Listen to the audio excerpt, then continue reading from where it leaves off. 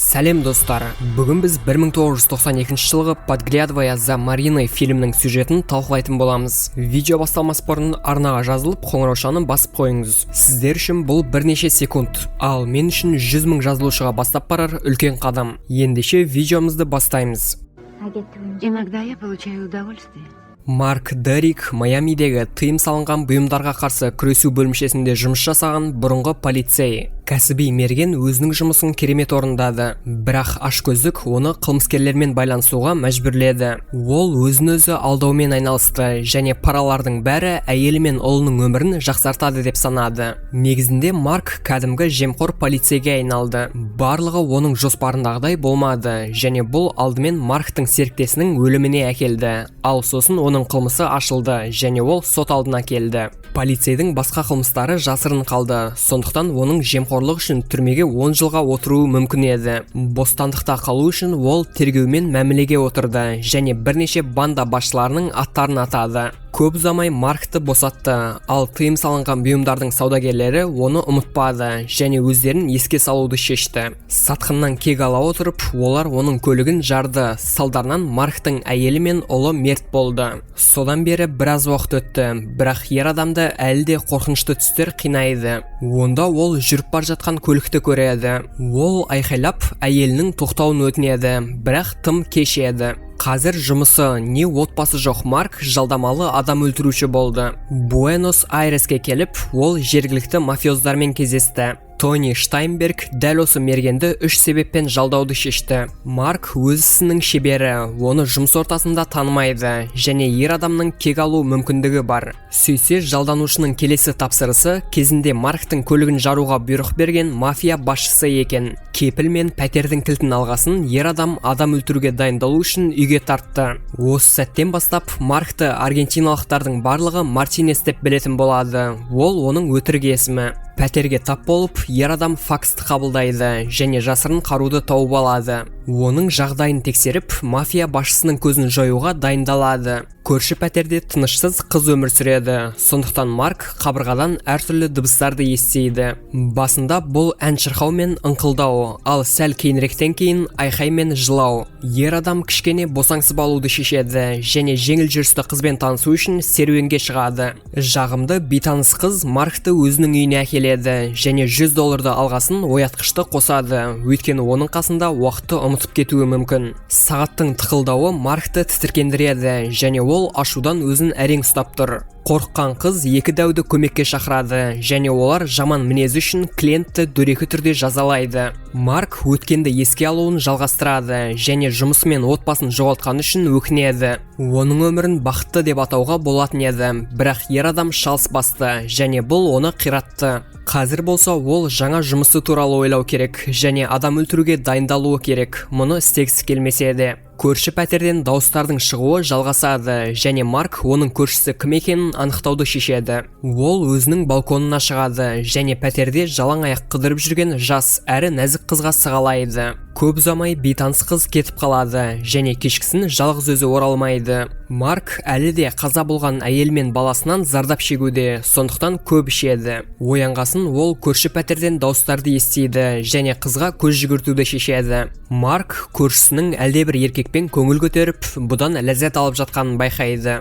Таңда Марина оның сүйікті жыланы балкон арқылы көрші пәтерге өтіп кеткенін байқайды. Ол оның артынан барып, пәтердің қожайынын шақырады, бірақ ешкім жауап бермейді. Көп ұзамай ол оянған Маркты кездестіреді және оған барлығын түсіндіруге тырысады, бірақ ер адам қыздың сөздеріне сеніңкіремейді. Сондай-ақ ол онымен жақынырақ танысуға тырысады, бірақ Марина оны теріс қайтарып, өзінікіне кетіп қалады. Марк сұлуды тағы да сығалауды шешеді және оны жалаңаш күйінше жыланымен ойнап жатқанын көреді. Сәл кейінірек ол оның есімін білу үшін пәтеріне асып өтеді. Марина өте жұмбақ әрі жан-жақты қыз. Оның шкафында құпиялар ғана емес, үлкендерге арналған ойыншықтар да сақталады. Марк алаңдаулы, бірақ оны қыздың кенеттен оралуы одан да қатты жүйкеленуге мәжбүрлейді. Еденде жатқан кездейсоқ қолына ілінген іш киімді қалтасына жасырып, Марк ұрланып кірген үшін кешірім сұрамады, өйткені 1 сағат бұрын Марина да осылай жасаған. Ұрыс нәтижесінде жұптар құмарлана сүйісті және бетіне шапалақ алып, Марк өзінікіне кетті. Жаңа жазбада Тони мергеннің полигонға келуін өтінді. Мылтықты қолданып көріп, мафиозды өлтіруге дайындалу үшін. Банданың басқа мүшелері Марктан күдіктенеді және оның кәсіпқойлығына сеніңкіремейді. Бірақ ол оннан астам оқ атады және бір ретте мүлт кетпейді.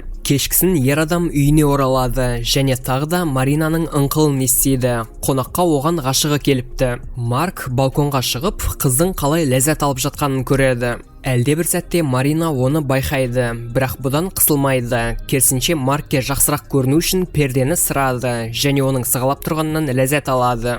Келесі күні Марк алдағы істі талқылау үшін Тонимен кездеседі. Бағыныштыларына қарағанда мафиоз мергеннің кәсіпқойлығына күмәнданбайды, бірақ Марктың кішкене ояу болуын өтінеді. Марк пәтерінен шықпайды және бұл оған деген күдік туғызуы мүмкін. Тонидің сөздерін назарына алып, ер адам үйіне оралады және оны жағымды тосынсый күтіп тұрғанынан күдіктенбейді. Марина іш киімін жоғалтты және оның Маркта екенін түсінді. Сондықтан оны қайтару үшін оған қонаққа келді. Ер адам нәзік әрі жас қыздың алдында өзін ұстай алмай оған атылады. Содан кейін олар махаббатпен айналысады. Сәл кейінірек Марина оның ойнасы Хэнктің адам шошырлықта екенін мойындайды. Ол оны сүймейді, бірақ бұл еркекпен кездесуге мәжбүр. Өйткені ол қаладағы ықпалды тұлға және оны қамтамасыз етеді. Анасының өлімінен кейін ол оған қамқорлық көрсеткен жалғыз адам және дөрекіліктеріне қарамастан ол барлығына шыдап Хэнкпен кездесуін жалғастыруы қажет. Марк қызғанады және оның ойнасын анықтау үшін қызды аңдуды шешеді. Сөйтсе қыз жаңа көйлек сатып алу үшін дүкенге бет алыпты. Маркты бұл тоқтатпады және ол оның артынан киім ауыстыратын бөлмеге барды. Жұптар уақытты жақсы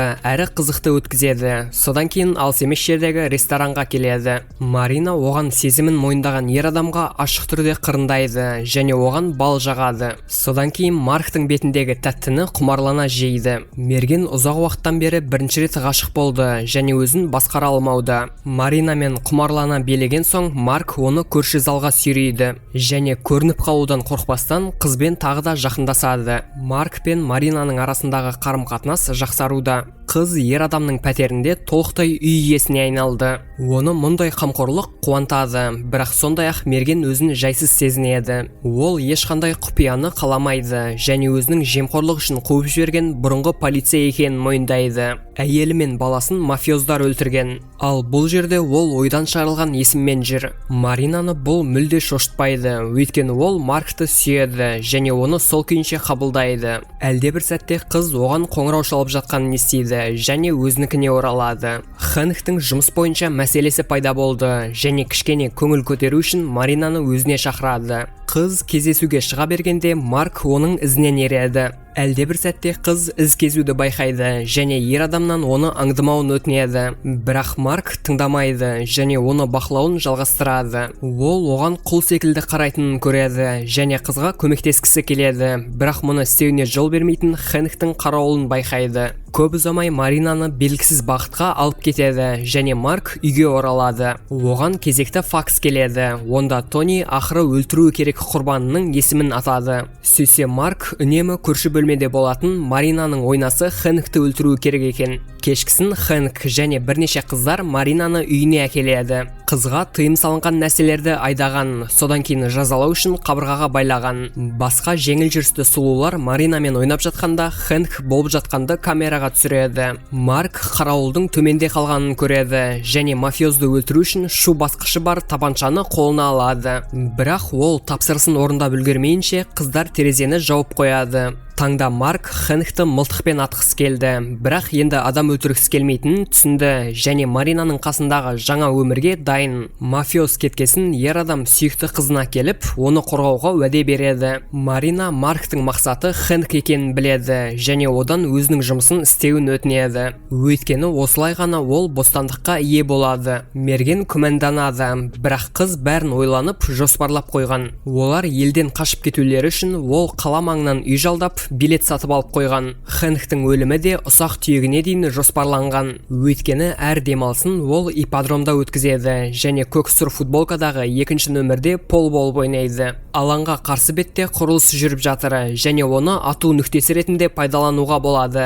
және бұл жерден Маркты ешкім ұстай алмайды. Ғашығының атынан мерген соңғы тапсырысын қабылдауға келіседі. Марк мылтығын дайындайды және құрылысқа аттанады. Содан кейін көк сұр футболка киген екінші нөмірдегі ойыншыны өлтіреді. Жұмысын аяқтаған соң ол қала сыртындағы үйге барады және Маринамен кездеседі. Заттарын орналастыру үшін қыз басқа бөлмеге кетеді және Марктың көзі теледидарға түседі. Жаңалықта Тони Штайнбергтің ипподромдағы өлімі туралы айтып жатыр. Мерген Марина мен Хэнк оны алдап соққанын түсінеді, бірақ енді тым кеш. Өйткені қарулы қыз оны 2 рет атады. Марина заттарын жинап көлікпен кетеді, ал мафиоз өлікті тексеруді шешеді. Шынында Марк өлмепті және дәл тию арқылы өзінің тапсырмасын орындайды. Ауыр жарақатына қарамастан ол көшеге шығып Маринаны өлтіруге күш табады. Өзінің міне өлейін деп жатқанын түсініп, Марк шөпке аунайды және сүйікті қызының қолынан ұстау үшін оған жорғалауын жалғастырады.